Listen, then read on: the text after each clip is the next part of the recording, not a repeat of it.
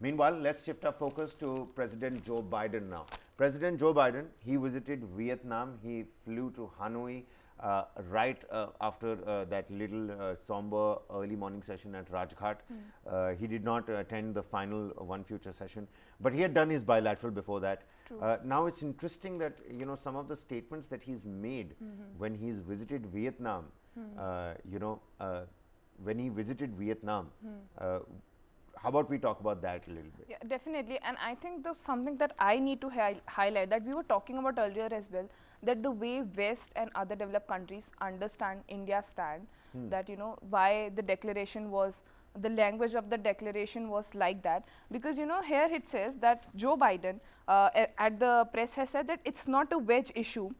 He's talking about the Russia-Ukraine war, that it's not a wedge issue with the global south, it's a wedge issue with Russia, which is present, and with China, which is present. So he's clearly has said this, that the way we get it, that global south doesn't agree with us on the Russia. We condemn the war. We want Russia to withdraw their troops. But if the global south doesn't want it, it's not going to create a wedge between the West and the global south. We are going to look forward to the developing countries. We are going to have ties with them.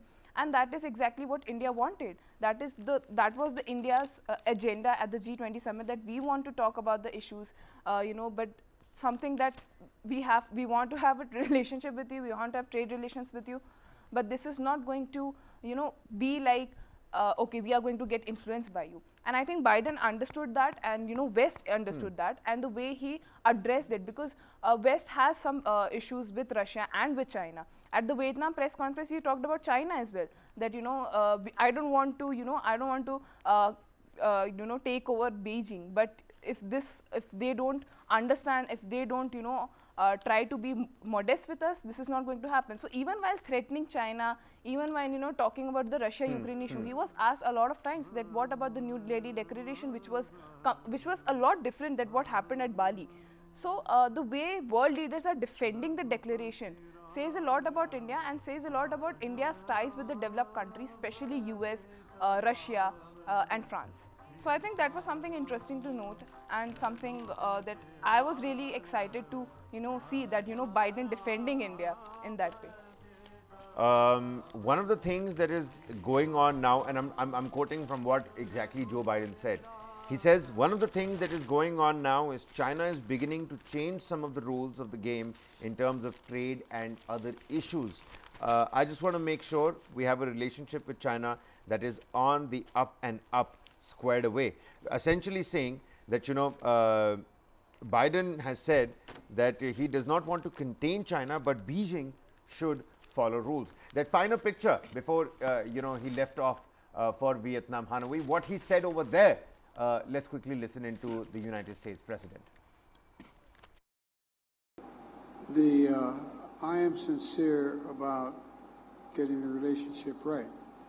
And one of the things that is going on now is China is beginning to change some of the rules of the game in terms of trade and other issues. And so one of the things we talked about, for example, is that they're now talking about making sure that no Chinese, no one in the Chinese government can use a Western cell phone, those kinds of things. And so really what this trip was about, it was less about containing China. I don't want to contain China. I just want to make sure we have a relationship with China that is on the up and up, squared away. Everybody knows what it's all about.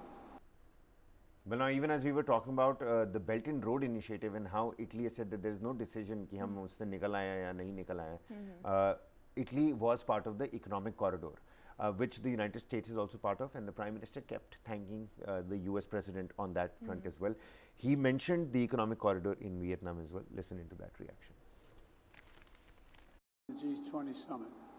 This was an important moment for the United States to demonstrate our global leadership and our commitment to solving the challenges that matter most to people around the world.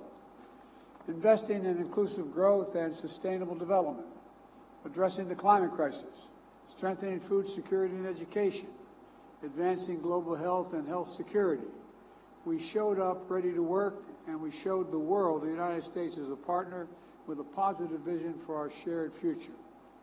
At the G20, we made progress on issues like multilateral development bank reform to get to those nations that are neither poor nor wealthy but we couldn't qualify before, debt relief, and increased infrastructure needs, not only in the global south but other parts of the world as well. We forged a groundbreaking new partnership that will connect India to Europe with the Middle East and Israel, with transportation by rail and by shipment through and energy supplies and digital connections that are going to open up untold opportunities for transformative economic investment through on that entire corridor.